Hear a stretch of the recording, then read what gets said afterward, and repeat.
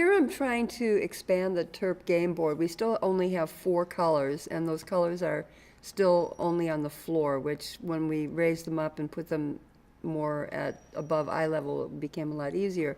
You'll see that I'm using ropes to create spaces, and there's tape, a box defined by tape on the floor.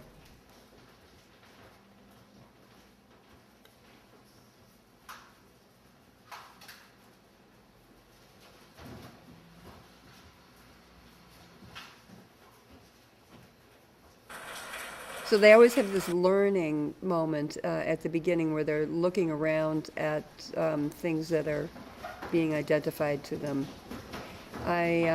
With the ropes, I'm trying to create like a squish space with everybody in the small space, and then as they're coming forward, it's like they're squeezing out of that round area, which gets smaller and smaller, and they get more into it as time goes by, like they get more squished out, banging into each other, which is good. It's what I wanted.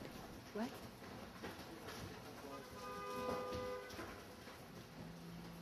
So now they're doing the classic see no evil, hear no evil, speak no evil hand gestures. And I noticed you had to wave someone over. Was there an issue with the colors? And Yeah. That was difficult when we only had the colors on the floor because it wasn't that obvious. You really, for the game board, you have to have people really learn the game board, or you have to have the colors further up at eye level, which helped a great deal later on. Because someone could just stand in front of it and then You someone's can't not see necessarily it. going to Yeah, know. yeah.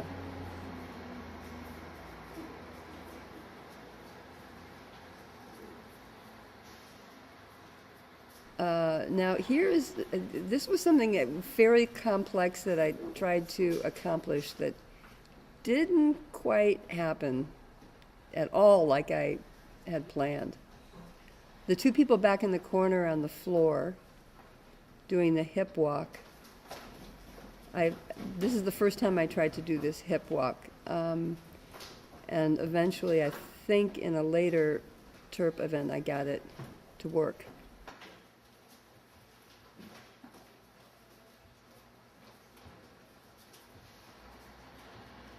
Now we have this is the first time I tried to do a zombie-like walk. I defined it a lot better in further TERP events.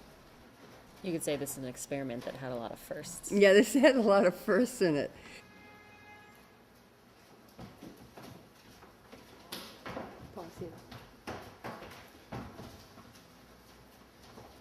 This fellow in the hat is trying to get all the zombies into the box. Of course, the zombies are being zombie-like and they don't cooperate quite as you would hope. But it's interesting when one group of people is being manipulated by somebody and they don't know exactly what they're trying to be made to do, which is kind of a fun dynamic. You have like unknown goals happening. Exactly. So he's trying to make sure that those zombies stay in the box that he put them in, and now we have the guards.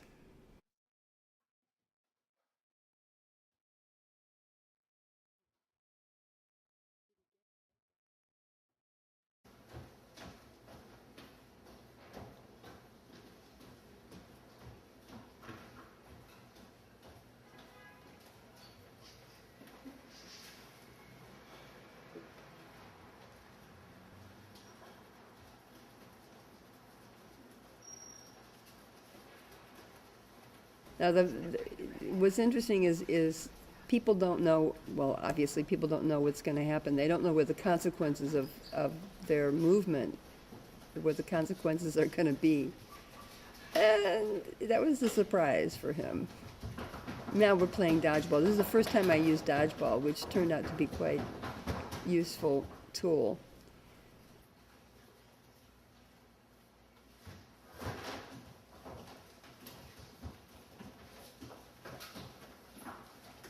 And then the 3 people in the middle are trying to stop them from hitting each other with the dodgeballs.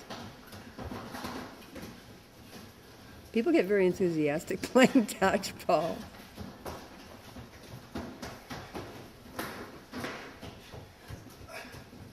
And then they're going in slow motion.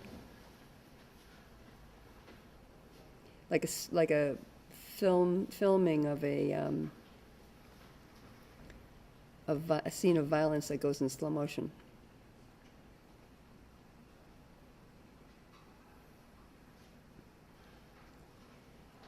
Now, in my mind, this had some political connotations which were fairly esoteric. It was sort of a joke about political situation going on at the time. Who's more patriotic than whom?